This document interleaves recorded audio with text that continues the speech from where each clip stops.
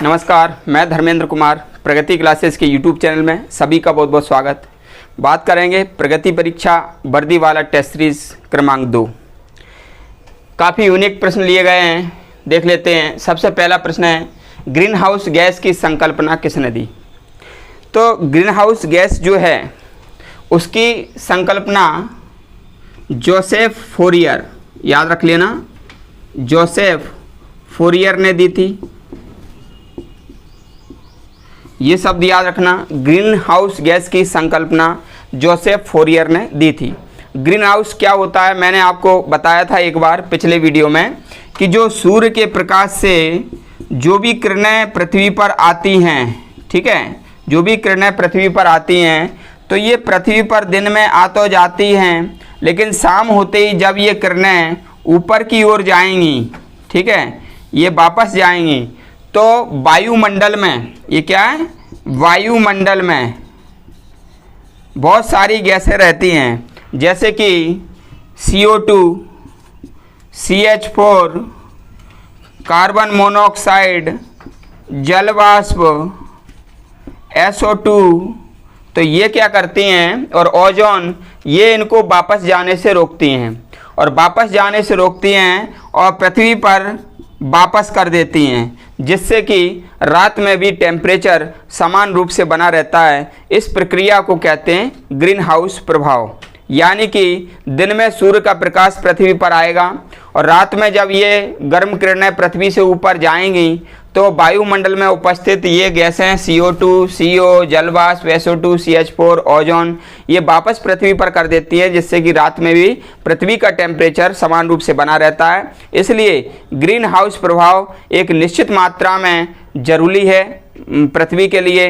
अगर ये गैसें नहीं होती तो रात बहुत ज़्यादा ठंडी हो जाती, तो इसलिए ग्रीन हाउस प्रभाव जरूरी है। लेकिन वर्तमान में क्या हो रहा है, वर्तमान में ग्रीन हाउस गैसों की जो सांद्रता है वह बढ़ रही है तो ज़्यादा मात्रा में गर्म किरणें पृथ्वी पर एकत्रित हो रही हैं, जिससे कि टेम्परेचर बढ़ रहा है, गर्माहट बढ़ रही है, जिससे ये दुष्परिणाम होगा कि हिमालय की बर्फ़ पिघल जाएगी, और यदि हिमालय की बर्फ़ पिघल गई तो दक्षिण भारत पूरा डूब में आ जाएगा और जितने भी राज्य हैं वह सब डूब में आ जाएंगे। तो इसलिए जो हमको AC, फ्रिज, जितने भी जो औद्योगिक उपकरण हैं उनको हमें नियंत्रित करना पड़ेगा और क्षमता से अधिक उसका प्रयोग कम करना पड़ेगा, ठीक है।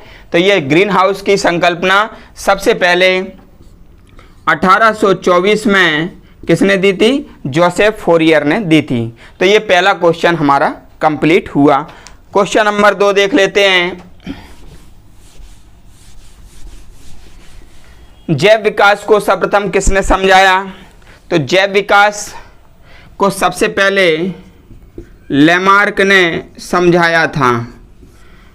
लेमार्क ने जैव विकास को समझाया था। लेमार्क ने बताया कि जो जीवों की उत्पत्ति है, जो जीवों की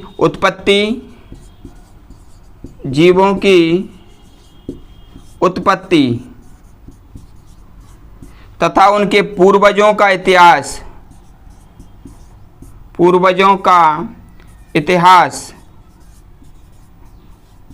एवं जीवों में जैविक कृमिक परिवर्तन, ठीक है, क्या जैविक की उत्पत्ति या उद्भव, पूर्वजों का इतिहास, जीवों के पूर्वजों का इतिहास और जैविक कृमिक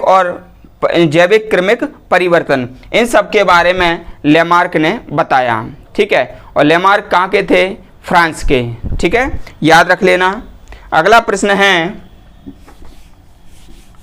प्रश्न नंबर 3, इन्फ्लुएंजा रोग किससे संबंधित है? तो मैं आपको बता देता हूँ, इन्फ्लुएंजा जो रोग है वह रोगाणुओं से होता है। यानी कि देखो, इन्फ्लुएंजी रोगाणु होता है, इन्फ्लुएंजी रोगाणु होता है, और ये एक संक्रामक रोग है। इसको फ्लू भी कहते हैं। इसको क्या कहते हैं? इन्फ्लुएंजा को फ्लू रोग भी कहते हैं। और इसके लिए क्या है? पेट साफ होना जरूरी है। क्या? पेट साफ होना इसके लिए बहुत ज़रूरी है। ठीक है, तो ये प्रश्न नंबर 3। अब है प्रश्न नंबर 4, मलेरिया का संक्रमण का जो प्रथम चरण है वो कौन सा है? तो भैया जो स्पोरोजोइट है, स्पोरोजोइट, तो स्पोरोजोइट है ये मच्छर की लार ग्रंथियों से उत्पन्न होता है। मच्छर की लार ग्रंथियों में, लार ग्रंथि में ये क्या है, स्पोरोजोइट बनता है। और जब मच्छर किसी जंतु को काटता है तो उसकी जो डंक सूंड है तो उसमें ब्लड मान लीजिए उसमें जाएगा जंतुओं में, तो ये जो स्पोरोजोइट है वो उसके रक्त में चला जाएगा। जब ये स्पोरोजोइट उसके रक्त में चला जाएगा तो फिर रक्त में उसकी वृद्धि होगी और सबसे ज़्यादा वृद्धि होती है यकृत में। सबसे ज़्यादा वृद्धि कहाँ होती है? यकृत में। और मनुष्य क्या हो जाएगा, मनुष्य इसका द्विगुणन हो जाएगा तो मनुष्य को फिर मलेरिया आ जाएगा। और मलेरिया जब आता है तो शुरुआत में क्या है, शरीर का टेम्परेचर बढ़ता है। ठीक है, और द्विगुणन के द्वारा इनकी संख्या बहुत ज़्यादा हो जाती है। ठीक है, तो फिर एंटी मलेरिया जैसे कि क्लोरोक्विन, मेटाक्विन, पेल्यूड्रिन, ये सब दवाइयाँ ली जाती हैं मलेरिया के लिए। और ये दवाई बनती है कुनेन से, है ना, सिनकोना के वृक्ष से, कुनेन से ये दवाइयाँ बनाई जाती हैं। ठीक है, और मलेरिया भारत में क्या है, 4 प्रकार के मलेरिया हैं, जिनमें से पूरे 4 प्रकार के मलेरिया हैं, जिनमें से 2 प्रकार के मलेरिया भारत में पाए जाते हैं। कौन कौन से मलेरिया हैं? प्लाज्मोडियम फैल्सीपेरम और प्लाज्मोडियम बाइवेक्स। ठीक है, प्लाज्मोडियम फैल्सीपेरम और प्लाज्मोडियम बाइवेक्स ये भारत में पाए जाते हैं, जबकि 2 और हैं वो भारत में नहीं पाए जाते, प्लाज्मोडियम मलेरियाई और प्लाज्मोडियम ओवेली, ये नहीं पाए जाते भारत में। ठीक है, सिर्फ प्लाज्मोडियम बाइवेक्स और प्लाज्मोडियम मलेरियाई पाए जाते हैं। और फ्रांस एक ऐसा देश है जिसमें मच्छर ही नहीं होते हैं। ठीक है, अगला प्रश्न देख लेते हैं। अगला प्रश्न है लाइकेन या सेक का उदाहरण है। तो भैया लाइकेन जो होता है ना, लाइकेन ये जो है ना सहजीविता को दर्शाता है। किसको दर्शाता है? सहजीविता,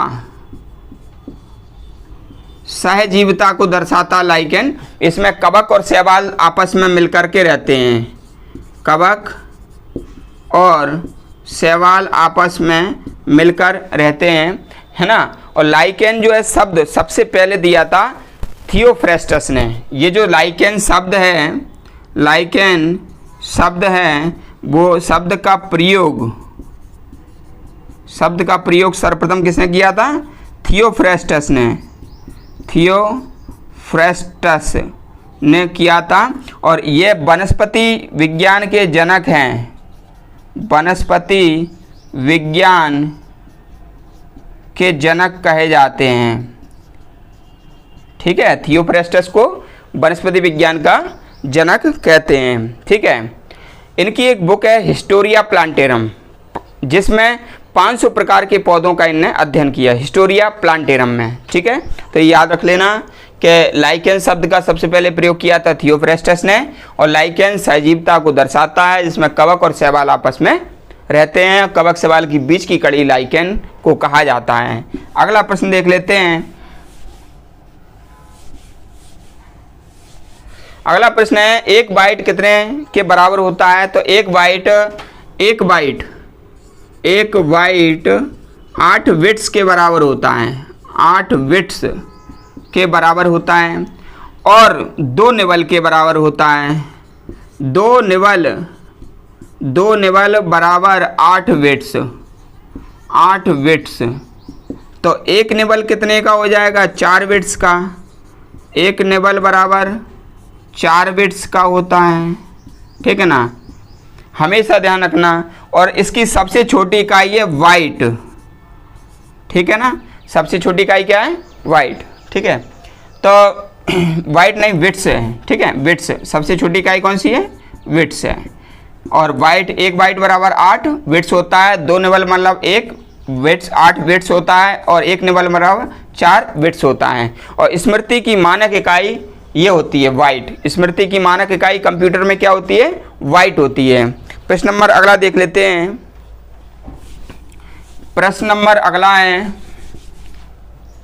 कोयले से वाणिज्य रूप में पैदा होने वाली ऊर्जा क्या कहलाती है? तो कोयले से यदि बिजली बनेगी, कोयले से बिजली बनेगी तो उसको कहते हैं ताप विद्युत। क्या कहते हैं? ताप विद्युत। और भारत में सबसे ज़्यादा बिजली अभी ताप विद्युत से बन रही है। और दूसरा नंबर आता है जल विद्युत का, है ना। और जल विद्युत के अलावा पवन ऊर्जा, भूतापीय ऊर्जा, ज्वारीय ऊर्जा, नाभिकीय ऊर्जा, इनके माध्यम से भी बिजली बनाई जाती है। लेकिन ये कोयले से जो बिजली बनाई जाती है उसको कहते हैं ताप विद्युत। और कोयले की खदानों में हीरा पाया जाता है। कोयले की खदानों में मार्स गैस यानी कि CH4 गैस से, मीथेन गैस से विस्फोट भी होता है। ठीक है, तो कभी भी प्रश्न पूछ लेंगे कि कोयले की खदान में कौन सी गैस लीकेज होती है, वो होती है मीथेन गैस। ठीक है ना, जिससे कि विस्फोट होता है। प्रश्न नंबर अगला देख लेते हैं।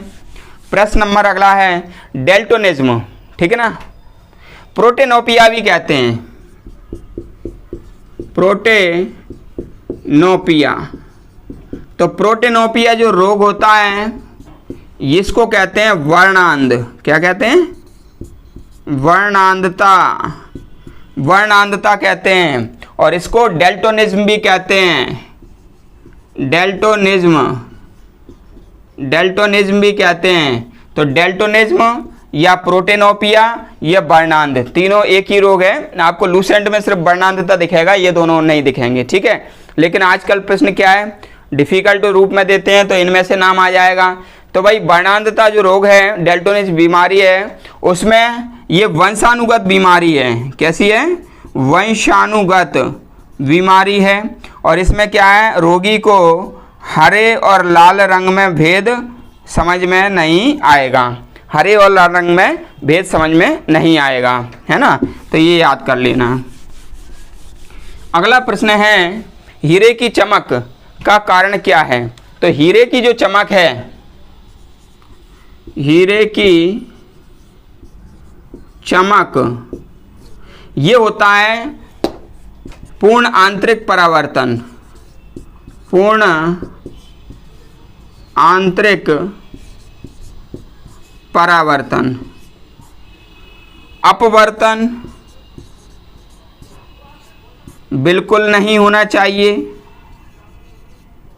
बिल्कुल नहीं होना चाहिए, तो ये हीरा चमकेगा। ठीक है, अपवर्तन बिल्कुल नहीं, पूर्ण आंतरिक परावर्तन पूरी तरह से होना चाहिए, यानी कि प्रकाश का पूरी तरह से क्या, परावर्तन, प्रकाश का पूरी तरह से क्या होना चाहिए, परावर्तन होना चाहिए, उसको कहते हैं पूर्ण आंतरिक परावर्तन। ठीक है, और पूर्ण आंतरिक परावर्तन के कारण मृगमारीच का दिखाई देता है, मृगमारीच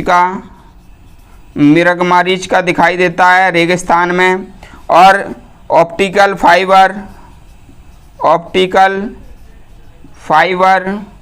ठीक है, ये भी होता है भाई। ठीक है, तो ये ध्यान रख लेना। अगला है आपका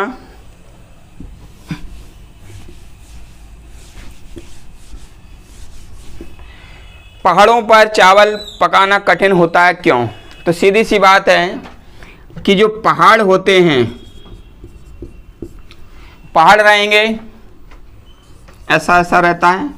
ठीक है, तो पहाड़ पर क्या होता है, वायुमंडल कम होता है, वायुमंडल दाब कम होता है। और वायुमंडल दाब कम होने से क्या होगा, वायुमंडल दाब कम होगा तो क्या होगा, क्वथनांक कम होगा,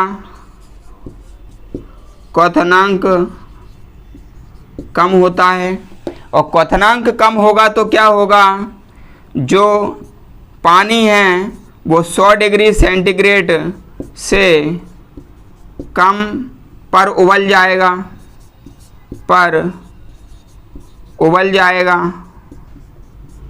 और 100 डिग्री सेंटीग्रेड से कम पर उबल जाएगा तो वह चावल जो है ना, चावल अध पके रह जाएंगे। क्यों? क्योंकि उसको उतनी ऊष्मा नहीं मिलेगी, इसलिए वो अध पके रह जाते हैं। तो सीधी सी बात है, पहाड़ों पर दाल चावल ज़्यादा टाइम से पकते हैं क्योंकि वायुमंडल कम होता है, जिससे क्वथनांक कम हो जाता है, इससे 100 डिग्री सेंटीग्रेड से कम में पानी उबल जाएगा, ठीक है, और चावल अध पके रह जाएंगे क्योंकि उनको उचित ऊष्मा नहीं मिल पाएगी, ठीक है। तो ये आज का हमारा क्या था, टॉप 10 क्वेश्चन थे जो कि एमपी पुलिस के लिए काफ़ी महत्वपूर्ण हैं, और जुड़े रहें, वीडियो रेगुलर आ रहे हैं, ठीक है। और वीडियो वैसे तो 12 बजे अपलोड हो जाता है, लेकिन थोड़ा टाइम भी लग सकता है, 12:30 भी बज सकते हैं कभी कभी, ठीक है, तो एडजस्ट कर लीजिएगा। और वीडियो को अधिक से अधिक शेयर करें, सभी लोगों तक पहुंचाएं, और कमेंट्स करें कैसा आपको लग रहा है वीडियो देख करके, ठीक है, तैयारी के लिए कितना ये महत्वपूर्ण है, क्या और इसमें अपडेट करना चाहिए, ठीक है, आप कमेंट्स करके बताएं। सभी का बहुत बहुत धन्यवाद।